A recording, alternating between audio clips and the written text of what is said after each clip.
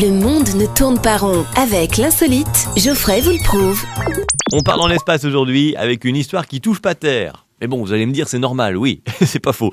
Valentina Tereshkova, c'est la première femme cosmonaute qui a fait d'ailleurs tout dernièrement une révélation, un secret qu'elle a gardé depuis plus de 30 ans.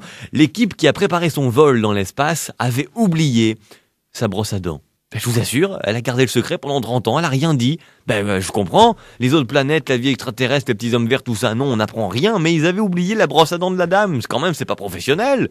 Attends, c'est la première dame qu'on envoie en l'air. Elle est comme la représentante des humains dans l'espace. Elle est comme au guichet de l'office du tourisme de la Terre. Imagine, il y a un petit homme vert là qui veut venir en voyage chez nous, et c'est la première qu'il rencontre, et elle pue de la gueule, c'est pas professionnel.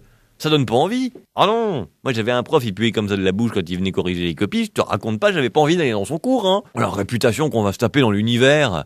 Les terriens ils puent. Non. Pas sérieux. On lui a demandé de garder le secret, hein, à cette dame, du coup. Bah oui, c'était la loose, je comprends. Bon, apparemment, il fallait pas dire non plus que le mec qui avait préparé le vol avait oublié d'envisager le retour de la dame. Hein, il avait préparé la montée de la navette, mais pas la descente. Le mec était tellement concentré sur on va l'envoyer dans l'espace, faut que ça marche, a même pas pensé à un moment donné qu'elle allait redescendre la dame.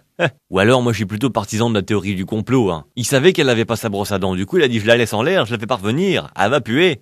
Ouais. Ou alors c'est sa femme, et il voulait s'en débarrasser. Ouais, c'est pas tout propre cette histoire de brosse à dents à mon avis. Soit il se débrouille comme un manche, de brosse à dents. Soit il y a une histoire là-dessous et ça se passe pas au poil. De brosse à dents aussi. Enfin bon, bref. Allô Houston, je suis dans la merde. Y'a plus de papier. Retrouvez cette histoire et d'autres sur la page Facebook L'insolite de Geoffrey.